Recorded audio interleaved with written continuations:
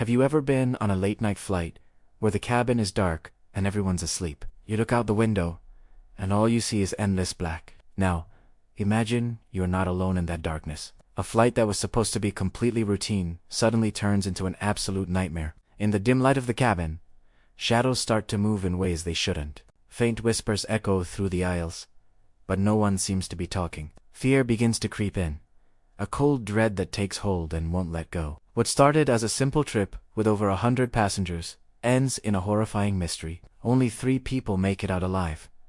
What happened at 30,000 feet? What did they see? Hey, Tere, welcome to Shadows of Tales. I'm here to help you unwind and relax tonight, and I'm really glad you chose to spend these moments with me. Before you get too cozy, take a moment to like the video and subscribe, but only if you genuinely enjoy what we create here. Your support means a lot, but your comfort always comes first. Feel free to drop a comment telling me where you're retuning in from and what time it is for you right now. It is always fascinating to see our little community connecting from different corners of the world. It reminds us that even in the quietest, darkest moments, none of us are truly alone. I hope you'll give this video a chance, because I truly believe you won't find stories quite like these anywhere else. Every tale here is crafted to help you drift into the night with ease. A mix of calm, mystery, and a touch of shadow. Now, dim the lights. Maybe turn on a fan or a soft lamp. Take a deep breath, let the day fade away, and let's begin our story together.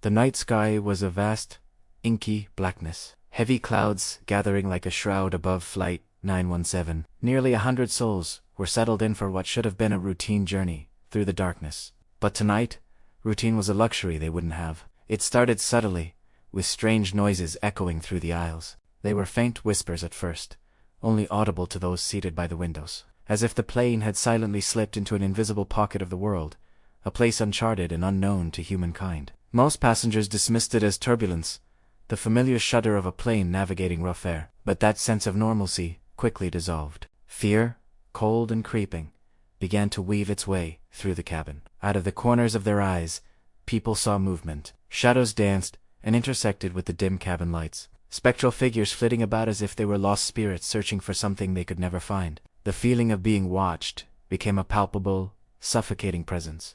As minutes ticked by, the very mechanics of the plane seemed to turn against them. The flight's advanced equipment began to act erratically. Flight screens, which should have displayed altitude and speed, now flashed with cryptic warnings in languages no one recognized. Alarms blared, not with the familiar, urgent tones of an emergency, but with discordant, alien sounds that no pilot had ever been trained to hear. Panic began to bubble just beneath the surface. An elderly passenger, a man with a lifetime of aviation experience etched into the lines on his face, tried to be a voice of calm. He stood, his voice steady, assuring everyone that these were likely just technical glitches, that the crew had everything under control. But even as he spoke, he felt a change within himself, a primal fear that defied all logic and experience. It was a terror he couldn't name, a dread that seeped into his bones. The passengers seated near him began to experience something even more terrifying. Voices, clear as day, started speaking directly into their minds. They weren't just whispers anymore. They were insidious thoughts, planting seeds of pure terror, reviving the worst memories they had fought so hard to bury. Old traumas, deep-seated fears were dragged into the light, playing on a loop in their consciousness, turning their own minds into prisons. Then, in the rear of the cabin, the simmering chaos finally boiled over. A passenger shot to his feet, his eyes wide and completely devoid of life. He began to speak, but the voice that came out was not his own. It was a guttural, ancient sound, and it delivered a chilling prophecy. The coming death is upon you. Several brave passengers tried to restrain him, to calm him down, but it was as if an invisible force field surrounded him, repelling their every attempt to get close. Suddenly, the plane shook with a violence that threw people from their seats. The cabin became a living nightmare. Overhead compartment doors flew open and slammed shut on their own. The metallic creak of stressed metal sliced through the terrified silence. It felt as if the plane itself had become a malevolent entity, a deadly trap soaring through the haunted sky. Amidst the escalating horror, a small group began to see a pattern. A young woman, her mind sharp, and her demeanor unnervingly calm. A powerfully built man, his protective instincts warring with a rising temper. And a small, quiet child, who seemed to possess a strange intuitive connection to the forces swirling around them. They realized this wasn't random chaos. There was a rhythm to the madness, a logic they could perhaps use to survive. They knew they had to act fast. Their survival depended on staying one step ahead of the terror, slipping through the shadows, and avoiding the parts of the plane that seemed most alive with malevolent energy. Each moment was a gamble, every decision a potential death sentence. The plane was no longer just a vessel, it was a predator, and they were its prey. As the aircraft ascended, the world outside began to take shape through the windows. It was a cursed, twisted landscape. Black, skeletal forests rose from the ground, their branches writhing as if in agony. A thick, suffocating fog blanketed everything, and the trees themselves seemed to pulse with a dark life. Faint whispers carried on the wind the ghostly echoes of previous victims, forever trapped in this forsaken land. The end came with a deafening roar. The plane crashed, tearing itself apart as it met the unhallowed ground. Wreckage scattered across the blighted forest floor. For the few who survived the impact, the true horror was just beginning. They were now outside, exposed, surrounded by the very shadows and sounds that had tormented them in the sky. The young woman gasped for air, her lungs burning. The strong man, battered but resolute, pulled her to her feet, shielding her with his body. And the child, with an unnatural calm, pointed a small finger into the deepest part of the darkness, guiding them. Every step was fraught with danger. The unseen forces of this cursed place swirled around them, their presence a constant, suffocating weight. Miraculously, they reached the edge of the forest. A single, natural ray of light pierced through the oppressive fog, illuminating a small patch of ground. For a fleeting moment, it felt like safety, a sanctuary, but the terror was far from over. The voices still followed them, whispering on the wind, a chilling promise that what they had just escaped was merely a prelude. This land never forgets those who trespass upon it, and the coming night, the voices warned, would be the true end.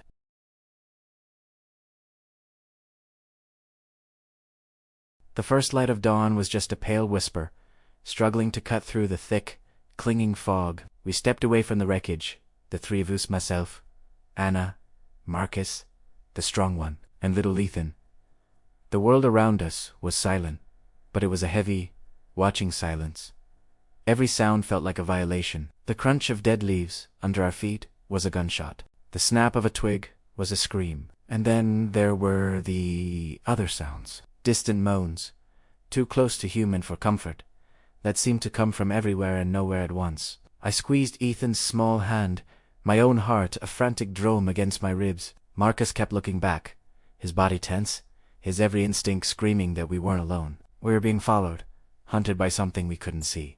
This forest wasn't just a forest, it was alive, but in a way that twisted every law of nature. Shadows writhed on the ground, stretching towards us like long, skeletal fingers. The trees themselves seemed to groan, their gnarled trunks shifting as if they were taking deep, ragged breaths. Roots, thick as pythons, snaked up from the soil, trying to trip us, to hold us in place. The air turned foul, thick with the coppery smell of old blood. Whispers started to slither into our minds, formless words in a language we didn't know, planting seeds of doubt and pure, unadulterated fear. Marcus swore he felt an icy hand on the back of his neck. I spun around, ready to fight, but there was nothing there, just the fog, and the trees, and the silence. Ethan whimpered, his small finger pointing at a shadow that seemed to move on its own, a dark shape that danced at the edge of our vision and vanished the second we tried to focus on it. Time lost all meaning. Had we been walking for hours, or was it only minutes? The forest had its own rules, its own broken rhythm. The sun never seemed to move. We were trapped in a perpetual, gray twilight. At one point, we stumbled into a clearing. It was a graveyard. The twisted, rusted skeletons of other planes lay scattered among the trees, their metal skins peeled back like rotting fruit. And everywhere, bones, charred, human bones, picked clean and scattered like fallen leaves. This place had claimed others. Countless others. Bile rose in my throat. The whispers grew louder, more insistent. They were no longer just sounds, they were voices, pleading one moment, demanding the next, then twisting into threats that promised unspeakable things. We finally understood. This place, this cursed land, it fed on fear, our fear. It was a banquet, and we were the main course. We desperately searched for shelter, any small pocket of safety to catch our breath, to escape the suffocating darkness. But every shadow we approached, every cave or hollow we thought might offer refuge, twisted into something monstrous. The fog would coalesce, forming faces from our deepest nightmares, the faces of the past victims, their mouths opened in silent screams. Their features, distorted by agony, emerged from the mist. They reached for us with skeletal hands, their empty eyes boring into our souls. Marcus yelled and swung his fists, but they passed right through the apparitions, like swatting at smoke. The horror was real and not real at the same time, a nightmare projected onto the physical world, blurring the line until we could untell what was in our minds and what was trying to tear us apart. And then, night fell, not slowly, but like a switch being flipped, plunging us into absolute blackness. And with the darkness, the true test began. A low, guttural growl rolled through the trees, a sound so deep it vibrated in our chests, shaking our very bones. Shapes began to emerge from the void. They were vaguely humanoid, but twisted, grotesque things that moved with an unnatural, skittering speed. Their limbs were too long, their joints bent at impossible angles. I grabbed Ethan and just ran. We ran blindly, with Marcus trying to shield us, batting away limbs that seemed to stretch from the darkness, reaching, grasping. Our lungs burned for air, our hearts hammered against our ribs, but the forest played its own cruel game. It was a living labyrinth. Every path we took, every direction we fled, it somehow looped us back, deeper and deeper towards the heart of the cursed land. It was toying with us, feeding on our growing desperation. In a moment of sheer panic, my foot caught on a root and I went down, hard. The fog, now black as ink, swirled around me, thickening, closing in. The monstrous shapes were on me, their foul breath hot on my skin.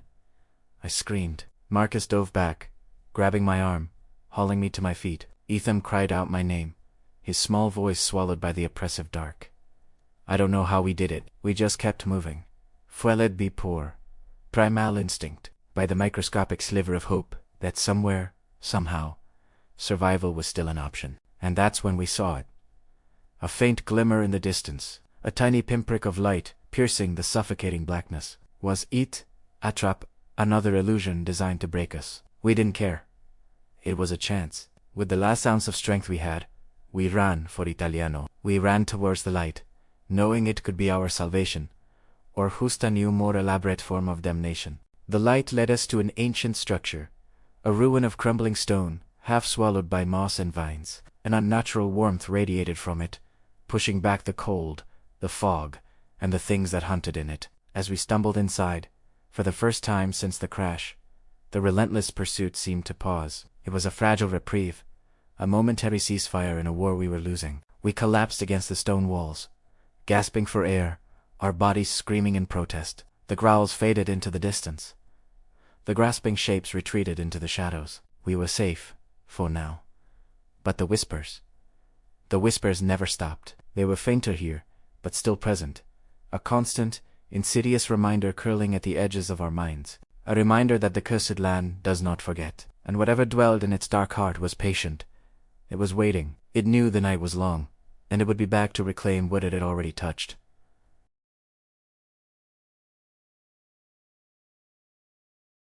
Inside the crumbling structure, Anna, Marcus, and Ethan found themselves in a vast, decaying hall. The walls were lined with faded murals, their colors long since lost to time, depicting scenes of torment and despair. It was a gallery of agony, a testament to those who had come before. As they stood there, a chilling realization washed over them.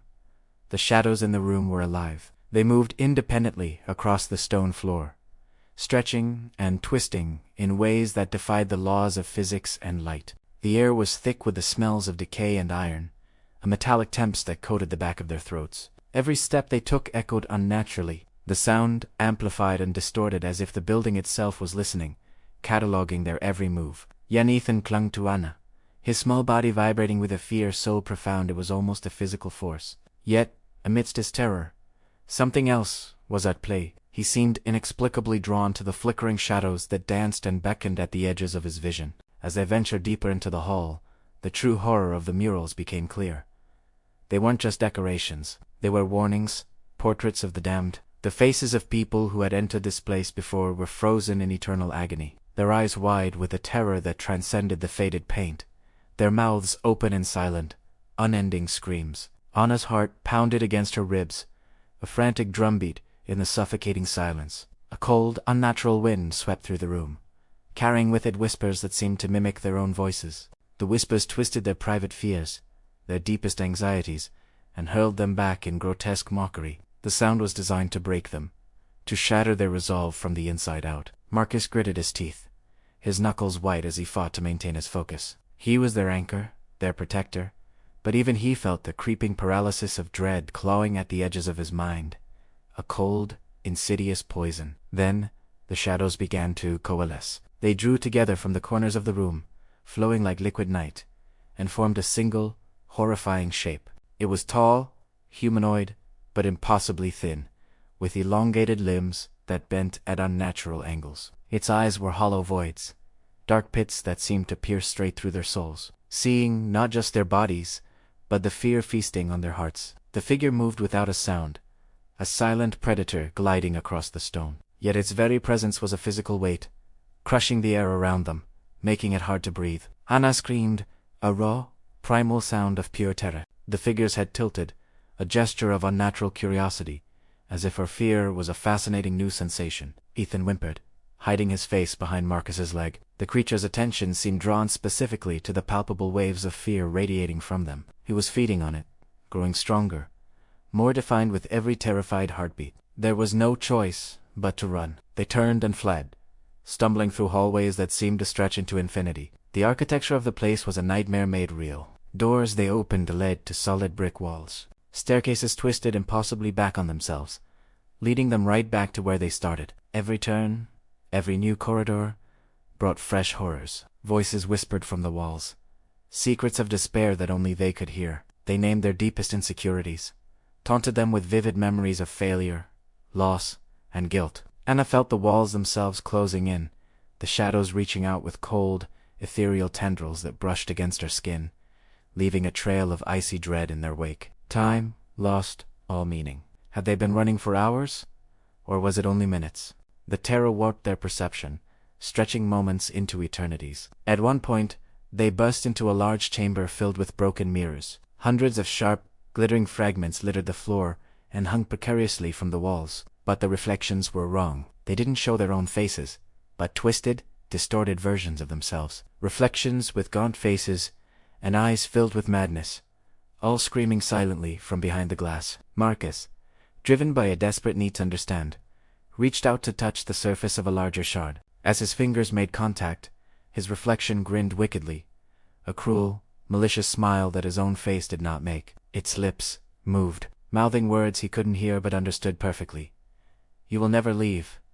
A fresh wave of panic surged through them, hotter and more desperate than before. They ran again, their frantic footsteps echoing endlessly as the very structure of the building seemed to shift and reshape around them. A living labyrinth designed to torment its prey. Just as their hope began to curdle into despair, a new sound emerged. It was a low resonant hum that started faintly and grew in intensity until it vibrated through their very bones. The sound had a strange, hypnotic quality, and as it pulsed through the halls, shapes began to move in the gloom. Dozens of them faceless figures made of shadow and dust, moving in perfect, eerie synchronization with the hum. They materialized from the walls, rising from the floor, and began to circle the terrified trio. They weren't attacking, not yet. They were herding them, guiding them with silent, inexorable pressure toward the dark heart of the building. Anna clutched Ethan to her chest, trying to shield him from the sight, feeling the darkness press in from all sides. It was suffocating, relentless, a physical weight on her soul. Marcus, desperate and enraged,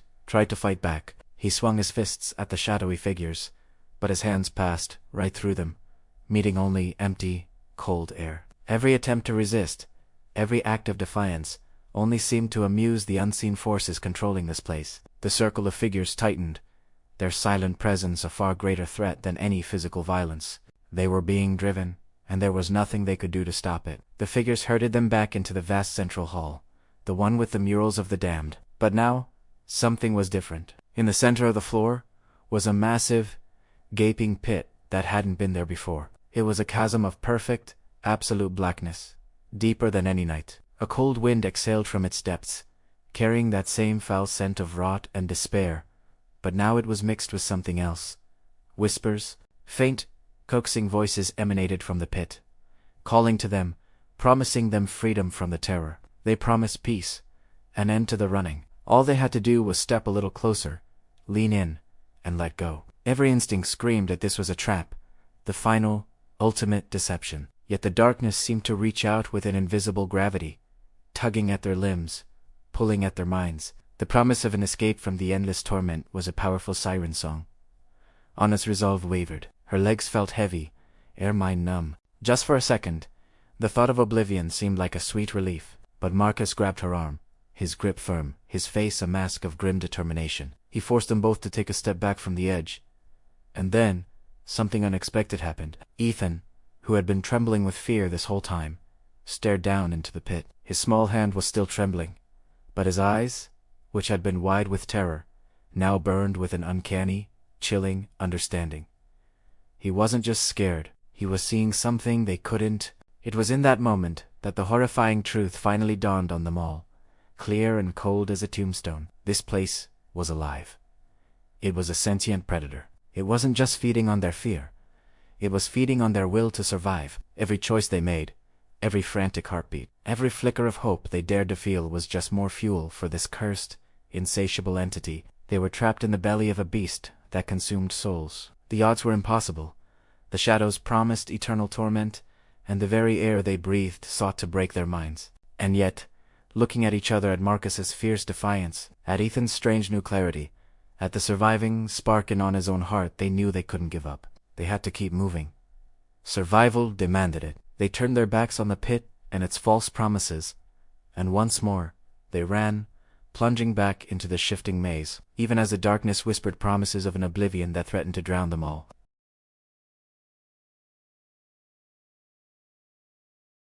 As Anna, Marcus, and Ethan ventured further into the cursed structure, the oppressive weight of the darkness pressed down on them, suffocating every breath. The walls seemed alive, pulsating subtly, exhaling a chill that slithered down their spines. Every sound, each distant drip of water, the rustle of unseen creatures, the echo of their own footsteps was amplified, magnified by the malevolent presence that lurked in every corner. The hallways twisted unnaturally, corridors folding back on themselves, staircases leading nowhere, and shadows stretching into impossible shapes that seemed to mock their desperation. Ethan clung to Anna's hand, shivering uncontrollably, yet his eyes held a strange intensity, as if he could sense the patterns in the darkness, something adults could not perceive. Marcus, muscles tense and sweat stinging his eyes, tried to remain rational, calculating the next move, but the oppressive dread gnawed at his mind. Each step forward seemed to take them farther from reality. The very air vibrating with whispers that mimicked their voices, spoke their fears aloud, and taunted them with memories they had buried deep within. Suddenly, a low, guttural growl resonated through the structure, vibrating in their chests. From the shadows emerged, figures tall, grotesque, and impossibly thin, with hollow eyes that glowed faintly red in the darkness. Their movements were jerky and unnatural, yet fast and precise, closing the distance between predator and prey in moments. Anna pulled Ethan behind her, stumbling over debris, while Marcus swung a heavy beam in a futile attempt to strike them. His blows passed through their forms like mist, and the creatures reformed immediately, stronger, faster, more terrifying. The trio ran down a hallway that seemed endless, doors on either side leading to rooms filled with remnants of past victims. Bones, scorched clothing, shattered luggage were a grim testament to the cursed land's previous claim. The shadows inside these rooms moved independently, crawling along the floors and walls,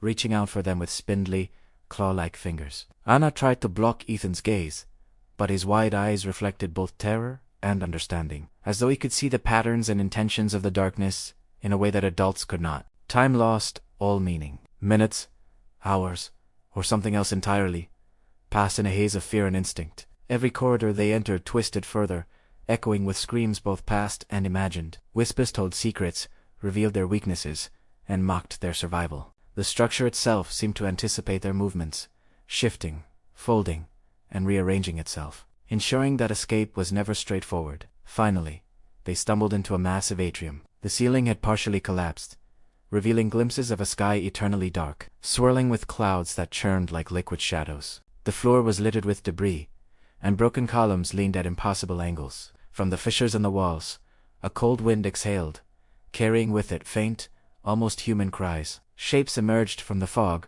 humanoid forms with elongated limbs, their movements jerky, like puppets animated by a sadistic force. Their hollow eyes glowed faintly, tracking every step of the survivors, their presence alone suffocating with dread. Anna, Marcus, and Ethan ran for what seemed like hours, leaping over fallen beams, ducking under jagged edges, narrowly avoiding the grasping tendrils that sprouted from the walls and floors. They reached a gallery filled with mirrors and relics, some etched with symbols that pulsed faintly with a sinister energy. The mirrors reflected not their bodies, but distorted visions of themselves, faces twisted with agony, fear, and despair. Anna touched one mirror and saw herself screaming silently, while Marcus saw Ethan's reflection morph into a grotesque shadow child, laughing silently. From the shadows, more entities emerged, sickling them, forcing them toward a massive pit in the center of the atrium. It was blacker than night, exhaling a fetid wind that carried whispers of promises and threats. The voices coaxed them closer,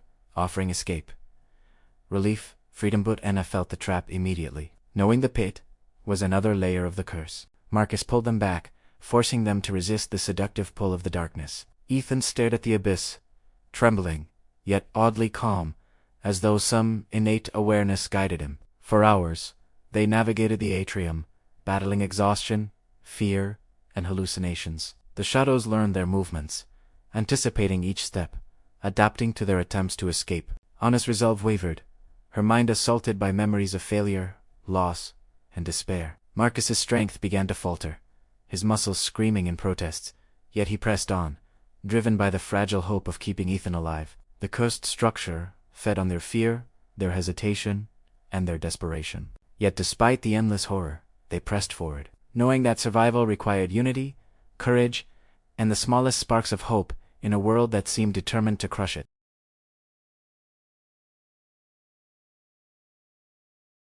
The deeper they went, the more the cursed structure revealed its true nature. The walls seemed to pulse with a sickly, almost organic rhythm, exhaling cold drafts that gnawed at their lungs and chilled them to the bone. It felt like walking through the decaying lungs of some ancient, malevolent god. Anna, Marcus, and Ethan stumbled from a narrow passage into a vast, cavernous chamber. Its ceiling was lost in an impenetrable darkness, and its floor was a treacherous landscape of rubble and debris from ages long past. This place felt different, more alive. The shadows here moved independently, writhing like serpents in the periphery of their vision. They would stretch impossibly long, then curl back to strike when least expected, causing them to jump at nothing. The air was thick, so heavy it felt like breathing water, and it vibrated with whispers that clawed at their minds. The voices were insidious, taunting them with their deepest fears and most painful regrets. They were echoes of their own failures, amplified and twisted into weapons against them. From the deepest pockets of darkness, the first of the true entities began to emerge. They were not mere shadows. They had form. They were impossibly tall and thin, their limbs bent at unnatural angles, like broken branches. Their eyes, a pair of glowing red embers, burned with a cold, calculating malevolence. They moved with a terrifying precision, silent but deliberate, as if they were aware of every frantic heartbeat, every flicker of survival instinct within the three survivors. They were hunters, and this was their domain. Marcus, driven by a primal need to protect the others, hefted a heavy wooden beam he'd torn from a collapsing doorway. He roared, a sound of defiance and terror, and swung it desperately at the nearest figure, but his blow passed through it as if it were fog. The entity didn't even flinch. The act of aggression, the fear behind it, seemed only to strengthen them. The red glow of their eyes intensified, feeding on the terror his failed attack provoked. Ethan clutched on his hand, his small fingers digging into her palm. Yet, his gaze remained focused, unafraid, in a way that deeply unnerved both adults. There was no panic in his eyes, only a strange, unsettling calm, as if he understood something they couldn't. The chamber itself became an enemy. It seemed to expand and contract unpredictably, its dimensions shifting like a nightmare. Hallways would sprout from corners that moments before had been solid walls, offering false hope before sealing shut again. Time had lost all meaning. Minutes stretched into what felt like hours, and hours would collapse into fleeting, frantic seconds. They were trapped in a labyrinth that was actively trying to break their minds. The shadows whispered their names, their secrets, forgotten sins from lives they had tried to leave behind. Each revelation was a spike of ice-cold terror in their hearts, a personal attack designed to splinter their resolve. Anna felt her mind straining under the relentless weight of the voices, the suffocating presence of the dark, but she pressed on. She forced her limbs to move, even as a bone-deep exhaustion threatened to paralyze her, to make her simply lie down and give in. Suddenly, a violent tremor shook the chamber to its foundations. Stones and chunks of ancient masonry tumbled from the unseen ceiling, crashing around them. From the largest, most dominant shadow in the room, a colossal entity began to rise. Its form was barely visible in the gloom, a shifting mass of pure darkness. But its presence was unmistakably ancient, powerful, and utterly absolute. It moved with a fluidity that defied natural law, its shadowy limbs stretching across the entire room to block their only path of retreat. Two burning eyes, larger and more intense than the others, bored into their very souls, stripping away every defense, every lie they told themselves. Instinctively, Anna and Marcus moved to shield Ethan, forming a small, desperate barrier against the encroaching abyss. But Ethan, strangely, didn't cower. He watched the colossal entity with that same unnerving calm, as if recognizing that their survival wouldn't be won with brute force. It would require cunning, instinct, and the smallest, most stubborn flickers of courage. The smaller creature surged forward, closing the distance with silent, terrifying speed. Anna, her mind racing, grabbed a fallen shard of sharp metal from the floor. She spun and swung it wildly at the nearest shadowy figure. The shard passed through it, and the figure dissipated into a cloud of black mist, only to immediately reform right behind them, closer than before. Marcus shouted, a desperate attempt to rally their strength, to find some anchor in the chaos. But the darkness responded by warping the chamber even further. The walls twisted into grotesque shapes, the floor split open into deep chasms, and new, dead-end corridors spawned where none had existed. The trio was trapped in a living nightmare, pursued relentlessly by entities that knew no mercy, no fatigue, no hesitation. They were being herded, played with. Desperation drove them forward, their eyes scanning wildly for any way out. And then they saw it, at the far end of the shifting chamber, a faint, almost imperceptible glimmer of light. It was tiny, like a single star in a black sky, but it represented their only chance. It was hope. As if sensing the renewed purpose, the shadows intensified their assault. Shadowy tendrils, like whips of solid night, lashed out from the walls and floors. The whispers rose to an unending chorus, a symphony of despair chanting that escape was impossible, that they belonged to this place now, that their bones would join the ancient debris on the floor. Anna ignored them. Focusing solely on that distant glimmer, she scooped Ethan into her arms, holding him tight against her chest. Marcus took the lead, using his body as a battering ram, forcing a path through the writhing darkness. Every step felt like wading through a storm of invisible knives. Every breath was a struggle against the crushing weight of oppressive fear that sought to stop their hearts. Finally, they reached the source of the light. It was a massive doorway, carved from a single piece of black stone, covered in ancient symbols that pulsed with a faint, otherworldly glow, as if they were alive. Beyond the threshold, a faint, natural light promised the possibility of freedom, a reprieve from the cursed, hunting ground that had tormented them. But just as they stepped closer, the colossal shadow reared up behind them. It blocked the exit entirely, its form expanding to fill the archway, its eyes burning with a furious, consuming hunger. Anna felt a surge of pure, primal fear, but beneath it, a tiny spark of determination ignited. She realized in that moment that the only way forward was to confront the darkness not with weapons, which were useless, but with an unwavering will. Marcus positioned himself protectively in front of Ethan, his body a shield, his face a mask of grim resolve. Anna took a deep, shuddering breath, forcing herself to move with purpose. She focused on the doorway, on the light beyond, on the possibility of survival.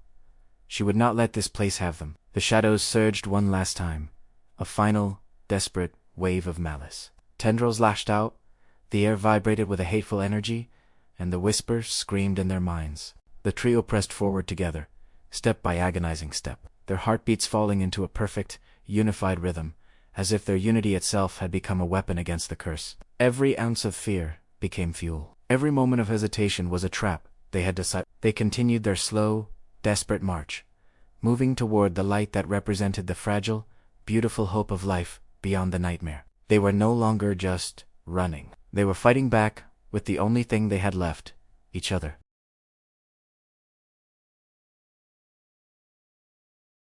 The doorway glimmered, a faint promise of freedom in the distance, but the path to it was a nightmare. The cursed structure, alive and sentient, seemed to writhe in fury at our attempt to escape. Walls stretched and contorted, folding in on themselves, like a predator, closing in for the kill. From every dark corner, shadows poured out, twisting and writhing, their whispers slithering into our minds. Anna, Marcus, and I, we heard them all. Each word was a poisoned dagger, dredging up every fear, every regret, every single memory we had fought so hard to bury. The floor beneath us groaned and cracked, splintering open into bottomless black pits. A cold, foul air rose from these chasms, a miasma that sapped our strengths and our will to go on. I clung to Anna's hand, my small fingers tight around hers, yet a strange awareness guided my steps. I moved with an instinct I couldn't explain, stepping over newly formed fissures and sidestepping the darkest shadows, a connection to this cursed land that neither Anna nor Marcus understood.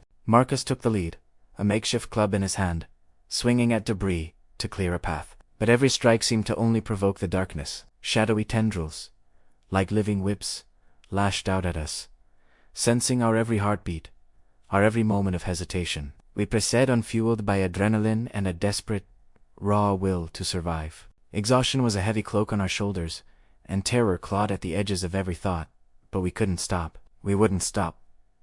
Then it appeared. From the deepest gloom ahead, the largest shadow we had seen yet began to coalesce. It grew and grew, rising into a monstrous figure that towered over us, its form impossibly tall, its limbs unnaturally long. It moved with a fluid, horrifying grace, and its eyes glowed with a cold intelligence that chilled us to the bone. Anna froze, her breath catching in her throat. Marcus grabbed her arm, his voice a harsh rasp, forcing her to move. My small hand gripped her other one, and I tried to push a strange sense of calm into her, a quiet strength amidst the chaos. A voice, or maybe a thought, echoed deep within our minds. It was a resonant, ancient sound that twisted our fears into tangible things, summoning illusions of our worst moments to life all around us. The chamber shifted violently again. Corridors stretched into infinity, the ceiling lowered, and the walls began to close in. Shadows surged from the walls and floor, wrapping around Marcus's legs, pulling him back into the darkness. He fought, swinging wildly, a desperate roar tearing from his throat, but the shadows were relentless, like thick, cold tar. Anna screamed her own hands, fighting against invisible claws that tore at her, trying to drag her down. In that moment of pure terror, my voice rang out. It was small, but it was clear and unwavering, and for a split second it broke the psychic grip of the creature, giving us just enough space to keep moving. Step by painful step, we clawed our way toward the faint light of the doorway. The monstrous shadow now blocked our path completely. Its tendrils whipped through the air like striking serpents, forcing us to dodge, to weave, to leap over piles of rubble. Each second felt like an eternity. The very air was thick and suffocating, resisting our every move, infused with the malignant will of the house. The whispers grew into a deafening roar, shouting our deepest fears aloud, twisting them into vivid, horrifying visions. Illusions of death, of despair, of being utterly alone, swirled around us, attacking us from every angle. But then, I saw it in Anna's eyes. A change, her resolve hardened into steel. She realized survival wasn't just about escaping. It was about resisting. It was about refusing to believe the lies this place was screaming at us. Clutching me close, she focused her entire being on the doorway, a single point of light in the overwhelming dark. She ignored the illusions. She ignored the terror.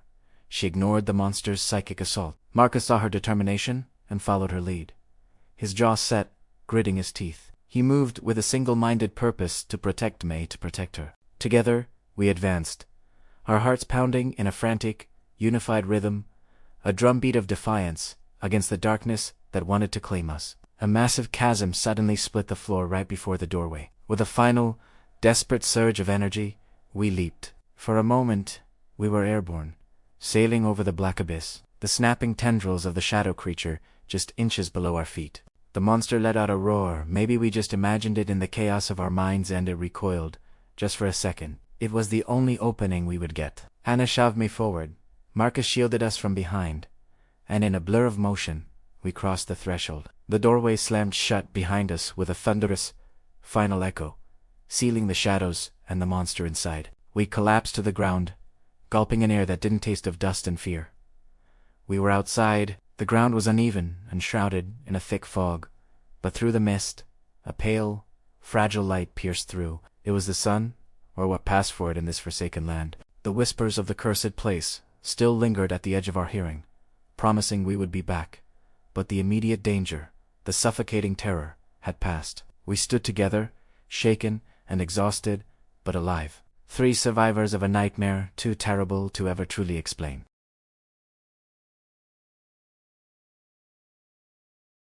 Though they had crossed the threshold and escaped the immediate grasp of the cursed structure, Anna, Marcus, and Ethan were far from safe. The land outside was shrouded in a thick, rolling fog that seemed alive, curling around their legs and whispering threats that wormed their way directly into their minds. The forest stretched endlessly in every direction, its trees twisted and gnarled, their skeletal limbs reaching out as if to snatch them back into the nightmare they had barely survived. Every single step forward was a battle, a struggle against the crushing fatigue that had settled deep in their bones, and the creeping insidious fear that the cursed land was still watching patiently, waiting for them to show a moment of weakness. Ethan, despite his youth, led them with an uncanny certainty. He stepped lightly over roots that seemed to writhe like serpents in the half-lit, his small form weaving around patches of fog that whispered forgotten names and half-remembered sins. Marcus brought up the rear, his face a grim mask of determination. He kept watch behind them, swinging a heavy, fallen branch to ward off the shadows that flitted just at the very edges of their perception.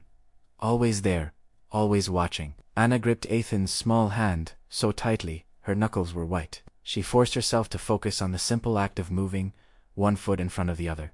Each breath was sharp and shallow in her tight chest, her heart pounding a frantic rhythm of terror mixed with the faintest, most fragile flicker of hope. As they pushed deeper into the oppressive fog, strange and terrifying visions began to appear. Figures would emerge at the periphery of their vision, shimmering silhouettes of past victims, their faces frozen in expressions of pure agony, their mouths opening to scream, though no sound ever came out. The ground beneath their feet sometimes seemed to shift and writhe, creating phantom pits and deep cracks. Cruel illusions meant to trick the mind into giving up, into surrendering to the despair. Anna stumbled several times, each fall a jolt of panic. Each time she would clutch Ethan closer and glance back at Marcus for reassurance, but he too was visibly shaken. A film of sweat and dirt covered his face, and she could see the muscles in his arms trembling with exhaustion. Suddenly, the whispers that had been plaguing them coalesced into a single, chilling voice. It seemed to emanate from everywhere and nowhere at once, a disembodied sound that vibrated in their very bones.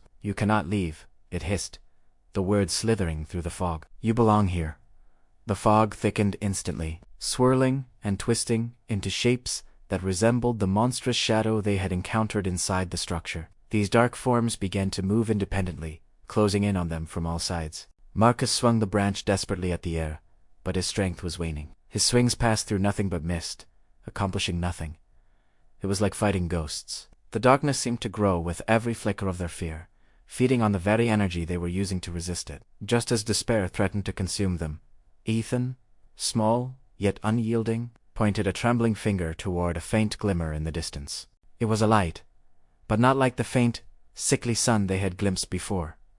This was different. It was subtle, almost imperceptible through the thick gloom, but it called to them. It was a promise of safety, a sign of the world that lay beyond this cursed domain. Anna felt the pull of that hope surge within her, a sudden rush of adrenaline that fueled her movements, despite the terror that surrounded them. Step by agonizing step, they advanced, pressing through the clinging fog. They dodged shadows that lunged from every direction, their whispers growing frantic and furious, angry that their prey was still fighting back. The terrain grew harsher, more treacherous. Jagged rocks tore at their ankles, twisted roots threatened to trip them at every turn, and sudden pits opened up without warning. But Ethan's guidance never wavered. He seemed almost attuned to the malevolent energy of the land, sensing where the darkness was weakest, where a path forward, however narrow, still existed. Marcus covered him as they began to run, a desperate, stumbling gait. He struck at anything that threatened to close in on them, a wild, protective fury in his eyes, while Anna kept her gaze locked on that distant, precious light. The whispers escalated into a deafening chorus of rage and despair, shrieking promises of endless torment should they dare to reach the edge of the cursed land. Finally, after what felt like an eternity of running, stumbling, and fighting through a nightmare of illusions and shadows, they emerged from the densest part of the fog. Before them stretched a barren plain. For the first time in what felt like days, real sunlight pierced through the clouds, illuminating the ruined, skeletal remnants of the cursed forest behind them. The whispers faded, receding into the wind, as if the land itself recognized that its prey was no longer fully within its grasp. Anna's legs gave out, and she dropped to her knees, clutching Ethan to her chest and gasping for air that finally felt clean. Marcus sank down beside them, his muscles trembling uncontrollably with relief and utter exhaustion. For a fleeting, beautiful moment, the three survivors allowed themselves to feel victory. They were alive. They had escaped the relentless nightmare that had claimed so many before them. But even as they rested, catching their breath under the weak sun, the shadows of the cursed land lingered at the edges of their vision. Faint whispers were still carried on the wind, a chilling reminder that some darkness never truly fades, that some scars are carried forever. They stood together, exhausted yet unbroken, their hearts beating in a ragged unison. Each of them knew, without a word being spoken, that their ordeal had forged an unbreakable bond between them. Survival had been earned through courage, through instinct, and through sheer, stubborn willpower. Ahead of them lay the uncertain world beyond the cursed land, a place of fragile hope, yet a future that would be forever marked by the horrors they had endured.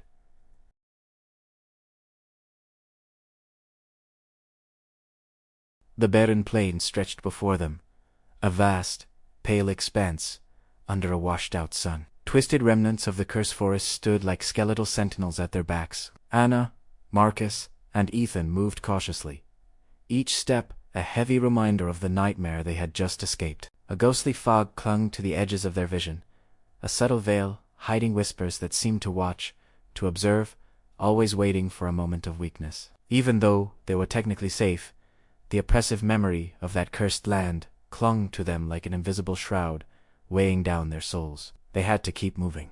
Every step forward was a test of endurance, a battle of wills against the encroaching despair. Ethan, though just a boy, walked with a steady purpose, his young eyes scanning the horizon as if guided by some unseen instinct, a wisdom beyond his years. Marcus stayed close behind, his muscles screaming in protest, his mind on high alert for any new threat. Anna positioned herself between them, a human shield protecting the boy not just from physical dangers, but from the psychological shadows that haunted their every thought. The silence of the plain was anything but peaceful. Every little sound, the rustle of dead grass underfoot, the distant creak of a broken branch made them flinch. They were conditioned by hours of pure terror to anticipate threats that might not even be there. It was a cruel trick of the mind, a phantom limb of fear. As they pressed on, the whispers started again.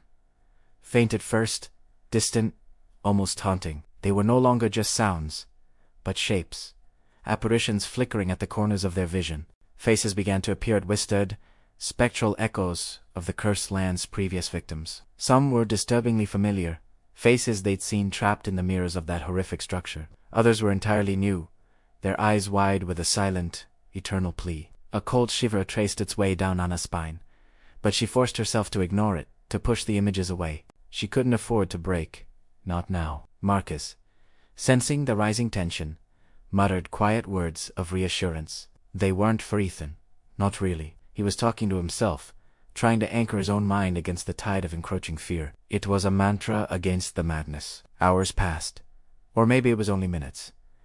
Time had lost all meaning in the cursed land. Its influence seemed to warp perception itself, but they kept moving, one foot in front of the other. Every so often, the ground would tremble, a faint, unsettling shudder, as if the forest they'd left behind still had a grip on the world, its roots stretching far beyond its physical borders. Shadows flickered and danced at the periphery of their vision, dark shapes that darted away whenever they tried to focus on them. But none approached. Anna had a chilling realization then. Leaving the cursed land wasn't just about escaping a physical place. It was about resisting its insidious influence, about maintaining your focus and your will, even as the terror clawed at the edges of your sanity.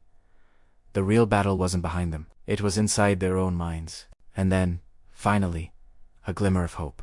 In the far distance, they saw the first sign of a real, untainted world. A line of trees, green and vibrant and alive, swayed gently in a natural breeze. It was so simple, so mundane, and yet it was the most beautiful thing they had ever seen. Hope, raw and powerful, surged through them, mingling with the bone-deep exhaustion and a sense of disbelief. Could it really be over? Their pace quickened, their weary legs finding a new source of strength. They were driven by the primal, desperate knowledge that their ordeal was finally nearing its end. As they drew closer to the healthy woods, the whispers began to fade. The oppressive cold in the air gave way to a gentle warmth, and the phantom shadows of the cursed land seemed unable to follow them past an invisible boundary. They reached the edge of the cursed territory and stopped, hesitating for a moment on the threshold between two worlds. They were bruised, battered, and scarred in ways no one else would ever see, but they were alive. Ethan looked up at Anna, his gaze holding a quiet understanding that belied his age. They had survived something that few could even imagine, let alone endure. Marcus let out a long, shuddering breath, the sound of a man who had been holding it for an eternity. His eyes scanned the horizon one last time, a reflex born of constant threat assessment. The cursed land lay behind them, unervingly silent now, but its presence would forever linger in their memories, a dark stain on their minds that would never fully fade. For a long moment, they just stood there. 3 survivors, strangers just a day ago, now bound together by trauma and the sheer, stubborn will to live. The cursed forest behind them was a stark reminder of mortality, of the terrifying power of fear, and of the unknown forces that lurk just beyond the veil of human understanding. Ahead of them, the world was uncertain, fragile, and blessedly free. But they knew every step forward would carry the echoes of horror. Every quiet night would be filled with the whispers of shadows. Every dark corner would hold the memory of the nightmarish ordeal they had endured. With hands clasped tightly, their hearts still racing a frantic rhythm against their ribs, they took their first steps into the world beyond. Their minds were scarred, but their spirits were unbroken. They were leaving the cursed land behind, but they would forever be changed by it. The immediate terror was over, for now, but the memory, the cursed flight through the woods, the shadows that danced and twisted, the horrors they witnessed inside that structure, it would remain with them. It would be a permanent guest in their minds, haunting their quiet moments and turning familiar shadows into potential threats. They had survived.